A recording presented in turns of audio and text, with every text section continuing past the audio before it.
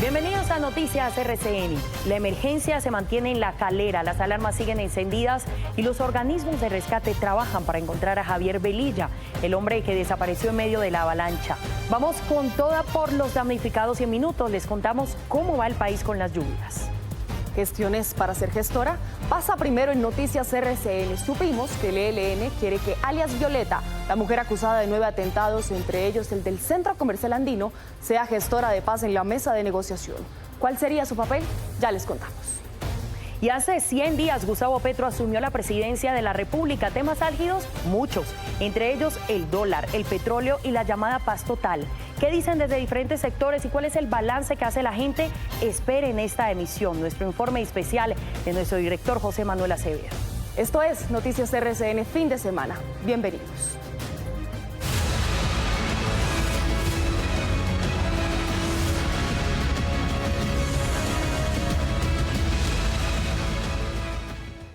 Trágicas. Si hubiese que escoger una palabra para describir las últimas 48 horas en La Calera, sin duda sería esa. La cifra de muertos va en 2 y todavía hay una persona desaparecida. Los organismos de socorro vienen trabajando sin descanso para auxiliar a cientos de damnificados. En el lugar hoy, lamentablemente, vuelve a llover. Miguel Cruz nos trae una completa radiografía en el siguiente informe. En la vía únicamente se verá durante las próximas horas maquinaria pesada y vehículos de emergencia. La vía La Calera seguirá cerrada. No tenemos informe de cuándo se podría abrir porque todavía tenemos muchos árboles por talar. Este es el gran cráter que dejó el deslizamiento de tierra de las últimas horas en el kilómetro 6 vía La Calera. Un riesgo latente según habitantes que incluso con olla comunitaria afirman tener que estar alerta por posibles lluvias durante la noche. Las volquetas, las camabajas, pues todo ha sido gracias a la comunidad, lo mismo lo que ha sido la parte de la comida. Vamos a estar toda la noche pendientes porque usted sabe que no se puede hacer solo esta vaina. ¿Y que se van a rotar? Sí, no estamos rotando todo el radio, sí. Esta es una de las zonas más afectadas. Bomberos ha trabajado durante horas para talar árboles y evitar que ese caño se tapone, represe el agua y afecte a las 2 viviendas que tiene a sus costados. Allá, una fue totalmente destruida por la fuerza de las lluvias. Ellos sabían que habían muchos árboles aquí de aquí para talar, ellos lo sabían, pero entonces hasta que no pasa una catástrofe, ellos no se dan cuenta de las necesidades del pueblo. Talar 116 árboles era la meta de las autoridades. Los habitantes remueven los que ya han sido talados para evitar posibles futuros riesgos. Y el hombre desaparecido es Javier Velilla, fue arrastrado por la corriente hace 3 días. Su familia espera con ansias noticias sobre su ser querido y las autoridades trabajan a toda máquina para tratar de encontrarlo. Jorman Leal habló con sus familiares. Usted me prometió que íbamos a llegar a viejita los 2 y que nuestros hijos iban a estar grandes.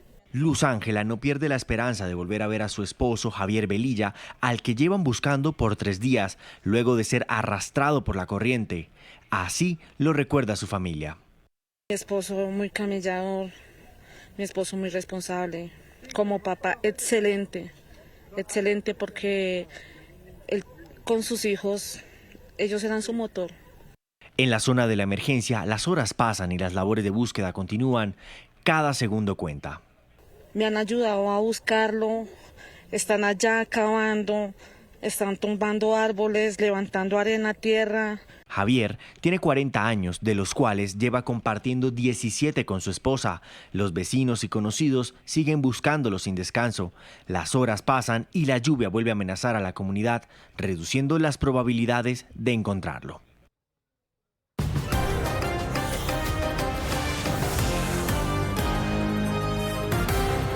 Mucha atención porque el gobierno nacional se acaba de pronunciar sobre la crítica situación por cuenta de las lluvias. Como siempre, nosotros somos Noticias RCN, estamos en el lugar de la noticia. ¿Qué dicen? Oscar Ramírez, buenas noches. ¿Qué dicen de presidencia? Rosy Paola, televidentes, muy buenas noches. Pues hace pocos minutos estuvo con nosotros el ministro del Interior, Alfonso Prada, y pues informó sobre cuáles son las medidas urgentes que tomará en las próximas horas el gobierno nacional para hacer frente a la crisis climática que vive Colombia por cuenta del fenómeno de la Niña.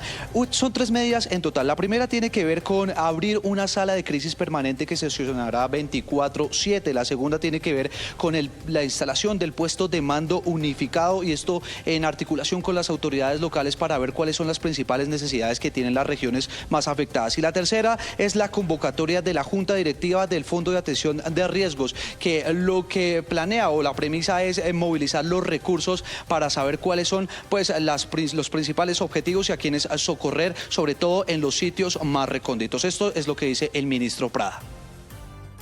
Anunciamos 3 medidas inmediatas que procedo a anunciar. La primera es que se convoca a partir de este momento una sala de crisis que sesionará las 24 horas, los 7 días de la semana en la Unidad Nacional de Gestión del Riesgo y con apoyo interministerial. Lo segundo es que el presidente de la República instala el próximo miércoles 16 de noviembre, es decir, en 2 días, instala un puesto de mando unificado para hacerle seguimiento permanente, sesionará semanalmente y a él le rendiremos informe permanente de este comité de crisis y de la actividad de cada ministerio. Finalmente, quisiera confirmar la convocatoria para el día de mañana de la Junta Directiva del Fondo de Atención de Riesgos, que se reunirá con el objetivo de aprobar las asignaciones presupuestales que, junto con los traslados que lideró el ministro de Hacienda, el Consejo de Ministros y el propio presidente Gustavo Petro, han sido ya trasladados a las cuentas de la Unidad de Gestión del Riesgo a través de su fondo. Oscar, pues estaremos muy pendientes de estos comités y de la reunión, pero también hay un tema álgido del que usted tiene información en primicia. Pudimos confirmar que el ELN está haciendo todos los trámites para incluir a una mujer que está detenida por varios atentados en la lista de gestores de paz de una eventual negociación. ¿Usted tiene los detalles? Así es, Paola, pues todo esto en el marco de cara pues a los diálogos que sostiene el gobierno nacional con la guerrilla del ELN y que en los próximos días iniciaría formalmente. Primero les hablábamos en primicia también de una resolución, de un borrador de resolución donde el gobierno acepta a la que sería la delegación del ELN para estos diálogos de paz. Allí aparece Pablo Beltrán, también Aureliano Carbonell y como consejero de paz, alias Gavino, que es el máximo jefe de esta guerrilla. Pues Noticias RCN pudo confirmar con fuentes cercanas al proceso judicial que alias Violeta, que el ELN estaría haciendo gestiones con el gobierno nacional para que alias Violeta Arango Ramírez, alias Violeta o Tatiana, quienes ustedes recordarán fue implicada y está siendo acusada también por el atentado al Centro Comercial Andino el pasado 17 de junio pues, del 2017, podría salir de la cárcel si el gobierno decide aceptar como gestora de paz. Recordemos que Violeta tuvo circular azul de Interpol, también que realizaba labores de inteligencia para la instalación de la bomba en el Centro Comercial Andino, como lo dijeron en ese entonces los investigadores. Ella siempre ha dicho que es inocente y que todo se trata de un montaje. Pues en junio cayó en el sur de Bolívar mientras se perseguirá a alias Pirri, quien es Felipe Alcócer Albamarino de la Dirección Nacional de esa guerrilla. Pues bien, confirmamos, fuentes oficiales le dicen a Noticias RCN, fuentes cercanas al proceso judicial, que la guerrilla del ELN estaría gestionando para que alias Violeta sea su gestora de paz. Pues esa es una información a la que estaremos haciéndole seguimiento, Oscar. Muchísimas gracias. Y hacemos un cambio de tema porque en medio de la polémica que ha rodeado Hidroituango en las últimas semanas, mañana 13.500 personas estarán en simulacro de evacuación. Gabriel Villa, ¿cómo va todo para mañana? Y bueno, ¿qué sabemos del simulacro? Buenas noches, todo dispuesto, organismos de socorro para este gran simulacro de 4 municipios. Puerto Valdivia, el sector más cercano a Hidroituango, espera la mayor participación de ciudadanos. Más allá de esto, se han escuchado algunas voces de inconformismo, manifestando que no han sido escuchados y que esperan de que EPM abra algunas mesas para mirar la forma en la cual van a trabajar en los próximos días. También desde EPM han manifestado que esto hace parte de cumplir con la resolución de la Unidad Nacional de Gestión del Riesgo y por eso también han enviado una carta a la CRE pidiendo que se amplíe el plazo del 30 de noviembre que tienen ellos para encender las 2 primeras turbinas. Con esa situación que estamos, en esa zozobra que es que la evacuación, que todo eso, que por aquí pues no ha venido ni un funcionario de EPM a decir cómo va a ser. Nos dicen que es que mañana hay un simulacro, pero nadie se arrima a ver si nos ven, no, las cosas van a ser así, entonces vamos a llevar para una casa digna. Volvemos a hablar de lluvias porque siguen causando emergencias, esto en el país. En Atlántico, los habitantes del corregimiento de La Peña en Sabana Larga sufren por los niveles del embalse del Guájaro que siguen incrementando. Por lo menos 425 familias están afectadas. Mientras tanto, en el Dobio, Valle del Cauca, las lluvias han generado múltiples deslizamientos que tienen incomunicadas a 15 veredas. En Santander, graves son las emergencias por las inundaciones que se registraron en Cimitarra y Landázuri, donde hay más de 420 familias damnificadas. Las autoridades evalúan los daños. Por favor, vea. Y en Cundinamarca, de los 116 municipios, 72 tienen emergencias. 304 vías departamentales registran afectaciones. El agua y no siga cayendo. Ya el alcalde dijo que... Antes de ir a comerciales, los dejamos con este dato internacional. La Asamblea General de la ONU adoptó una resolución en medio de la guerra de Rusia en Ucrania. Con 94 votos a favor de 193 posibles, pide que Moscú rinda cuentas y asuma consecuencias legales por sus actos durante la invasión, que en solo 10 días cumple 10 meses. Además, que asuma las reparaciones por los daños causados. Ya regresamos. Gracias por continuar con nosotros. 100 días han pasado desde que el presidente Gustavo Petro asumió el poder. Han sido 3 meses con temas álgidos y también varias polémicas. Pues petróleo, dólar y paz total han sido los puntos que desde el comienzo han estado sobre la mesa.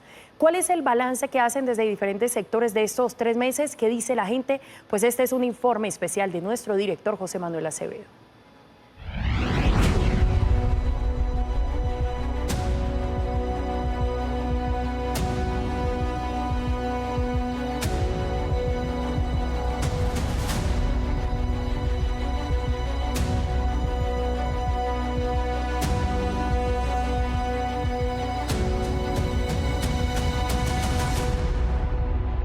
Así se veía el 7 de agosto la llegada de Gustavo Petro al poder, a la Casa de Nariño.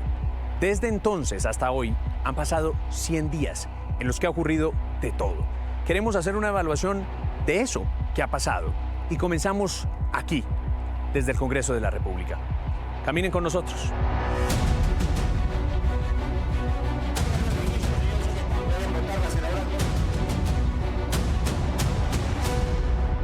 Hasta hace 100 días esta plaza donde nos encontramos, la Plaza de Núñez, estaba cerrada para los ciudadanos, pero con la llegada del nuevo gobierno se decidió abrir para todos. Y precisamente aquí me encuentro a la representante Mafe Carrascal. ¿Cómo estás? Mafe, hola. Y al representante Andrés Forero. ¿Cómo estás? Muy bien, muy complacido de tenerlos aquí para hablar además un poquito de política y de lo que ha pasado en estos últimos 100 días, que en realidad son los primeros del gobierno. Así es. Y una pregunta como en los viejos tiempos cuando nos encontrábamos en el sí o no. ¿Este sí ha sido el gobierno del cambio en estos primeros 100 días, sí o no, Mafe? Estoy convencida de que ha sido el gobierno del cambio. 100 días de gobierno con promesas cumplidas, con promesas de campaña cumplidas. La primera, reducción de tarifas de energía. La segunda, radicamos el proyecto para la creación del Ministerio de la Igualdad y de las Mujeres. Adicional a esto, se generó la circular 044 del Ministerio de Salud para regular y para dar la línea sobre la prestación de la interrupción voluntaria del embarazo. La cuarta y no menos importante, paz total. Volvemos a sentarnos con el ELN después de 4 años de suspendidas las negociaciones. Muy importante, servicio social para la paz como una alternativa al servicio militar obligatorio y no menos importante, reapertura de las relaciones diplomáticas, comerciales de la frontera con Venezuela. La oposición se viste de corbata, por lo que veo. ¿Gobierno del cambio este de Gustavo Petro, sí o no? Pues José Manuel, obviamente evaluar a un gobierno tras 100 días es un poco complicado, pero lo que uno puede decir, como dice el adagio popular, es que como es el desayuno, termina siendo el almuerzo y la comida. ¿Y qué puedo decir a propósito de estos 100 días? Naturalmente el 7 de agosto fue un día emotivo, hubo un buen discurso de parte del señor presidente, pero después de ese discurso hemos visto bastantes problemas en el funcionamiento del gobierno. Hemos visto un gobierno un poco descoordinado, hemos visto lo que ha pasado con el presidente, el ministro de Hacienda, la ministra de Minas y Energía, una de las principales responsables responsables de que el dólar hoy esté llegando a los 5.000 pesos. Por otro lado, vemos que al presidente le cuesta acomodarse a que ya no es un senador de oposición, sino que es jefe de Estado. Vimos lo que pasó con Chile, cuando indebidamente se pronunció sobre el plebiscito. Vimos lo que pasó hace poquito con el tema de sus pronunciamientos sobre la decisión de la Junta Directiva del Banco de la República, y que cuando planteó la posibilidad de que hubiera un control de capitales, al día siguiente obviamente eso impactó en el precio del dólar. Vengan, en materia política, digamos, se hablaba mucho de la mermelada en otros gobiernos. ¿En esta sigue habiendo mermelada o eso también cambió? Mafe, ¿cómo lo ve usted? Yo creo que aquí lo que se necesita son acuerdos políticos para que haya gobernabilidad. Digamos que hablar de mermelada es hablar de corrupción y es muy distinto a generar gobernabilidad a través de esos acuerdos de los que hablo. Habían dicho que iban a hacer el cambio y que iban a hacer política de manera distinta, José Manuel. Y la verdad es que lo que uno ve es que hubo 3 partidos que hace unos meses estaban apoyando a Federico Gutiérrez, el Partido Liberal, el Partido Conservador y el Partido de la U, y que hoy por hoy hacen parte del gobierno de Gustavo Petro. Son bancada de gobierno sin que haya mediado ningún compromiso programático. ¿Ahí hace falta coherencia? Ahí a mí me parece que hay una falta de coherencia total, tanto de esos partidos como del gobierno. Pero miren, yo les quiero decir una cosa de lo que se ve desde afuera también. A un expresidente Uribe y a un presidente Petro que se han encontrado por lo menos 2 veces en términos súper respetuosos, y eso es positivo para el país, ¿o no? Yo creo que sí es muy positivo para el país. De hecho, tanto el presupuesto como la reforma tributaria, como la jurisdicción especial agraria, todos los proyectos que hasta el momento han cursado y han venido desde el gobierno nacional y que hemos apoyado como bancadas de gobierno han tenido una amplia participación de todos los sectores. La última, y en esto los voy a cruzar de mando de alguna manera, una que haya hecho bien el gobierno en estos 100 días. Mira, a mí me pareció interesante el tema. Yo sé que se había venido adelantando también con gobiernos anteriores. Obviamente el gobierno anterior fue el que logró sanear parte de esos predios. Pues, me parece bien que algunos de los activos de la SAE se destinen a resarcir a algunas de las víctimas de la violencia en el país. Y una cosa que el gobierno debería cambiar de alguna manera, ajustar, revisar. Bueno, yo creo que es importante lo que habla el representante sobre la coordinación entre esos ministros. Al fin de cuentas, los ministros son la cara del presidente y pues quisiéramos que siempre esa coordinación existiera para que se mejore la comunicación. Los dejo porque me voy a hablar con otros sectores también para hacer este balance de los 100 días. Pero ¿saben qué? Me alegra mucho que gente joven y comprometida desde distintas orillas esté aquí en el Congreso de la República. A ir cuerda para rato, espero, ¿no? Sí, y estamos construyendo mucho. Casi todos los proyectos, incluido Paz Total, que eso era... Yo pensé que me iba a preguntar como algo positivo de la oposición durante estos 100 días y le iba a decir justamente, José Manuel, que me alegra mucho que en Paz Total, con todas las diferencias que podemos tener, contribuyeron con algunas proposiciones y creo que eso es muy positivo para el país. Representantes, gracias, nos vemos. A ustedes muchas gracias. Chao.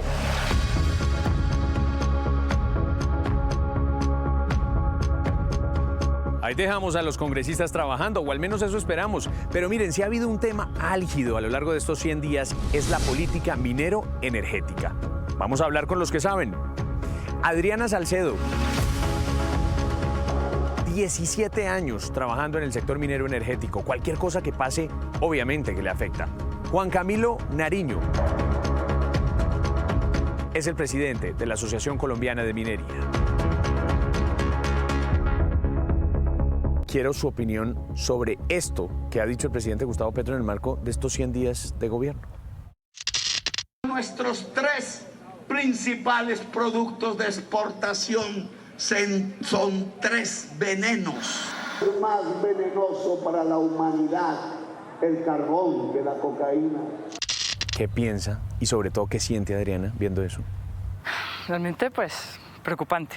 Preocupante porque nosotros somos unas empresas y los colombianos que trabajamos en el sector minero fuéramos los primeros que levantáramos la voz si nosotros no estaríamos haciendo las cosas bien. De este sector se ha hablado muchas cosas, pero realmente es una minería responsable.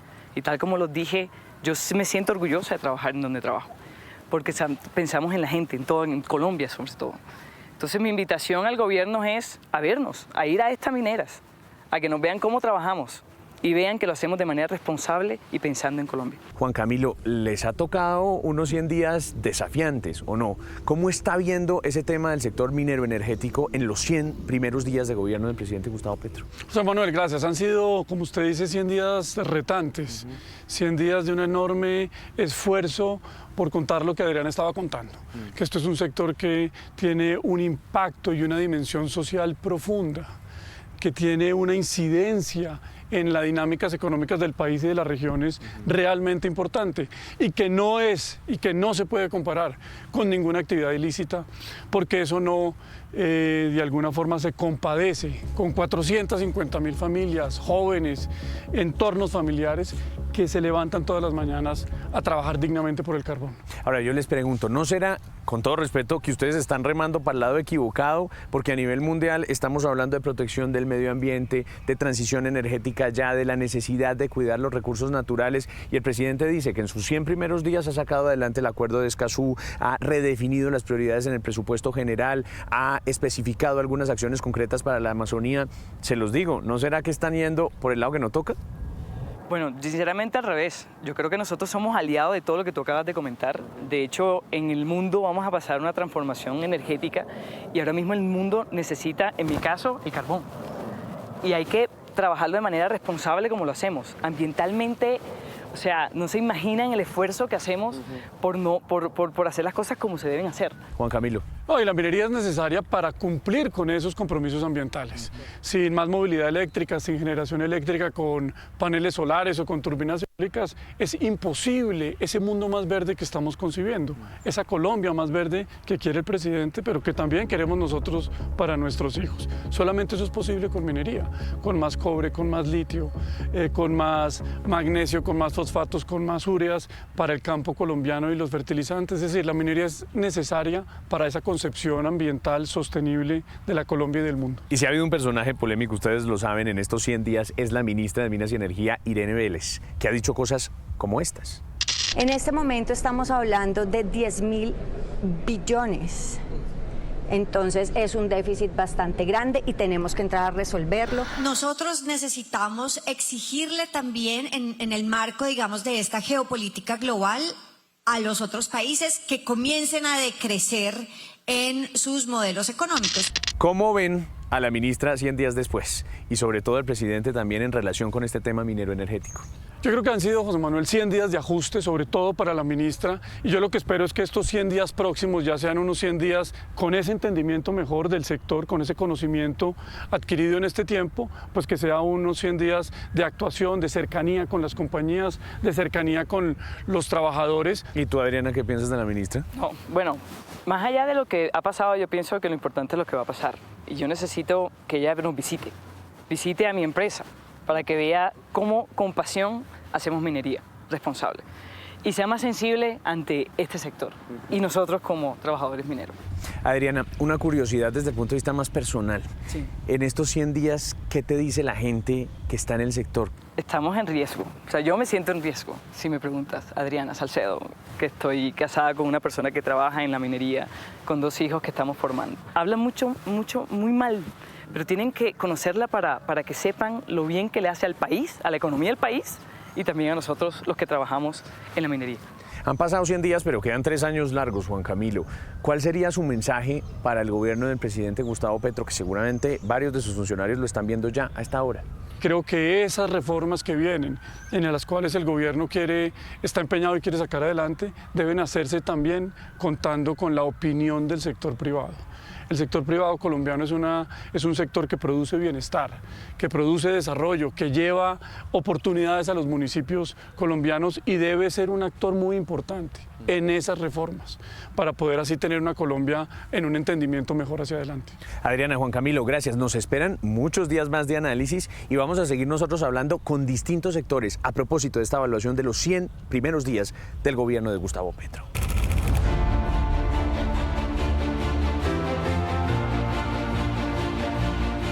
Bien, ya hablamos de política, de minería y vamos a hablar de economía con los que producen. ¿Y qué mejor sitio que uno como este, una fábrica de confecciones para hablar de economía? 340 empleos, sobre todo empleos de mujeres que trabajan todos los días en el arte de las confecciones. Pues desde aquí vamos a medirle el pulso a la economía de este país en estos primeros 100 días de gobierno.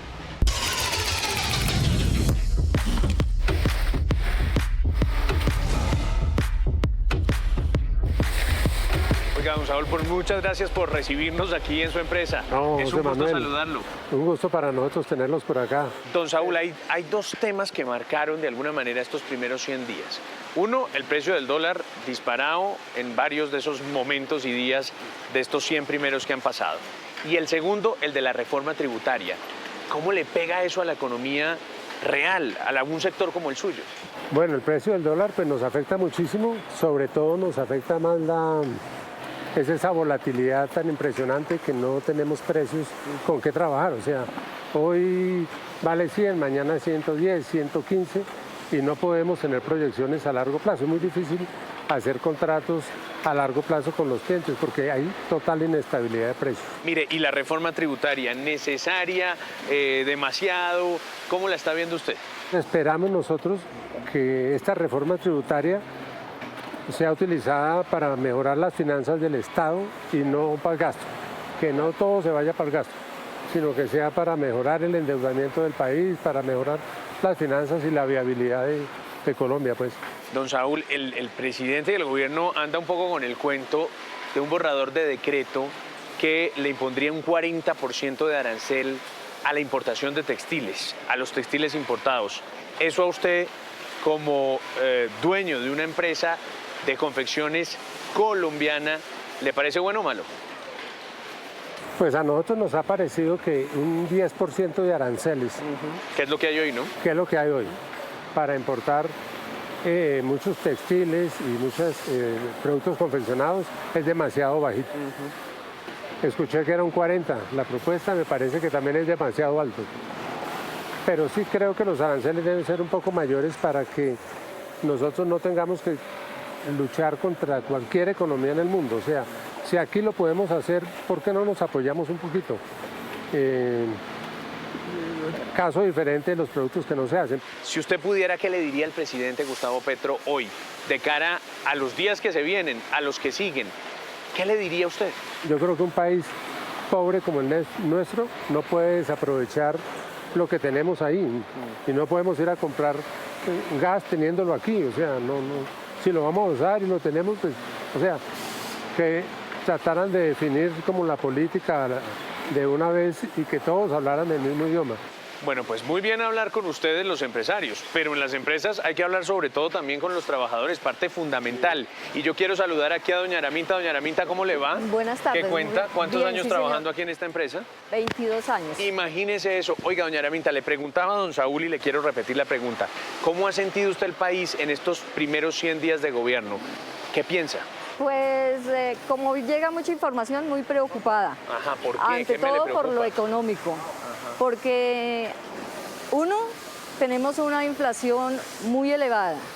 Entonces, el Banco de la República sube intereses, pero las personas del común como yo, que tenemos un préstamo hipotecario, que tenemos un préstamo en los bancos, pues los intereses se nos suben mucho. Entonces, Claro. la preocupación es en qué medida la reforma tributaria va a afectarnos en la canasta familiar, si el sueldo nos va a alcanzar, si sigue subiendo el dólar tanto y el peso se va tan pequeñito, que es uno de los más devaluados de la América Latina, creo que es el que más ha afectado. Entonces, nos preocupa muchísimo. ¿Qué le diría usted al presidente Gustavo Petro?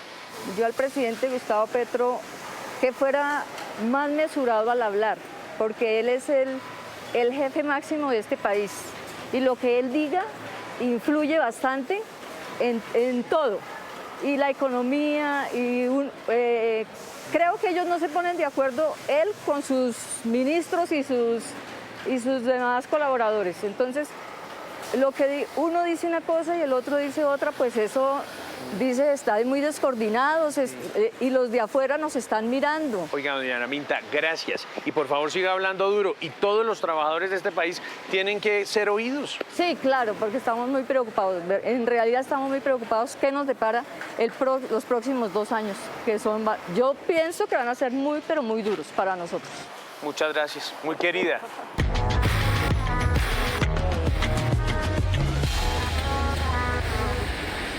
Cosas buenas y cosas que preocupan en las que el gobierno debería pararle bolas. Cambio de panorama de las empresas a la frontera con Venezuela. Por este puente pasan alrededor de 30.000 personas diariamente. ¿Cuál es la situación en estos primeros 100 días de gobierno? Veamos.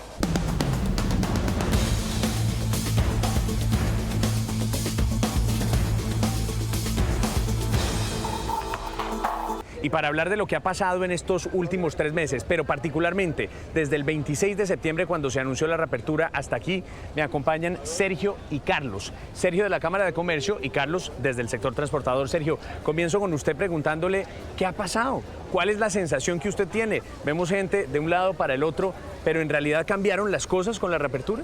José, muchas gracias. Pues digamos que estamos en un proceso en donde se hizo una apertura importante el 26 de septiembre.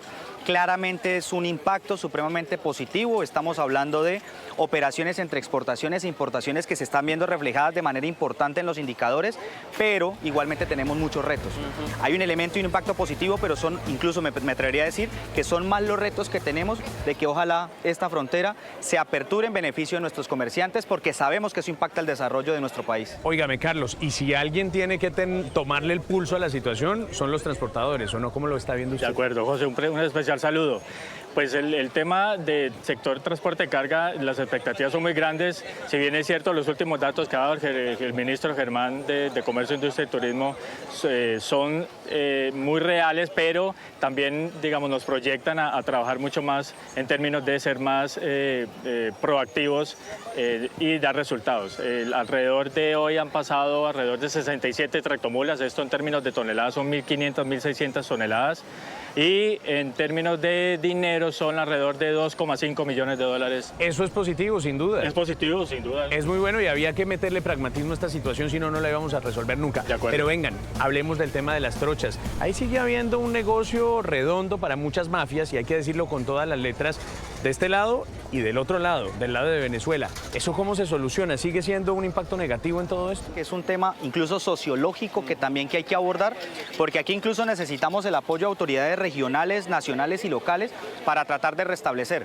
Estamos hablando aproximadamente en algunos puntos entre 250 y 450 trochas, lo cual claramente impacta negativamente la legalidad y la formalidad de nuestros comerciantes. Es un problema muy complejo, pero hay que trabajar conjuntamente con el gobierno y con las fuerzas militares y policiales de Venezuela, porque esto sin duda alguna tiene que haber un trabajo encomunado entre los dos países, porque hay que formalizar. A mí me perdonan lo que yo... Hay que legalizar. Me perdonan lo que yo voy a decir y además siento que también de alguna manera el presidente Gustavo Petro lo recogió, pero ahí las mafias están alimentadas también por sectores de las fuerzas militares, especialmente de Venezuela, ¿o no?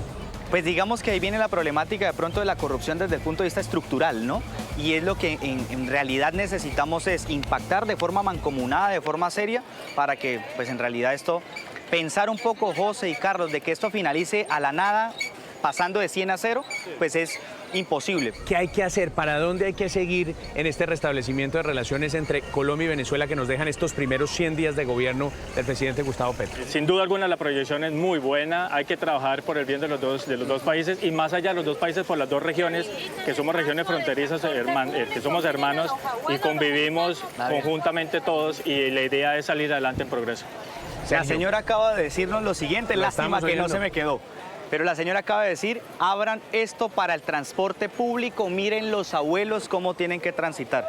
Esto está en vida real y esto es lo que viven cada uno de nuestros, tanto, digamos, ciudadanos del país hermano de Venezuela, como incluso nuestros propios ciudadanos. Entonces necesitamos una apertura de frontera progresiva y legal que nos permita justamente mejorar las relaciones. Uno, que continúen en ese proceso y dos, que también mejoren las condiciones de desarrollo de los dos países, que eso es importantísimo. Esto, señores, es con la gente y en la gente es que hay que pensar y por eso estamos aquí.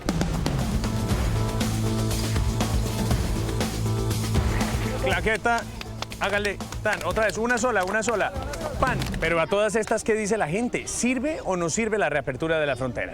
Maravilloso, me parece muy bien. Ha sido muy beneficiaria como tanto Colombia como también Venezuela porque con todo eso podemos reactivarnos, o sea, el comercio y todo eso en los dos países hermanos. Ha servido mucho tanto para traer mercancía y para llevar.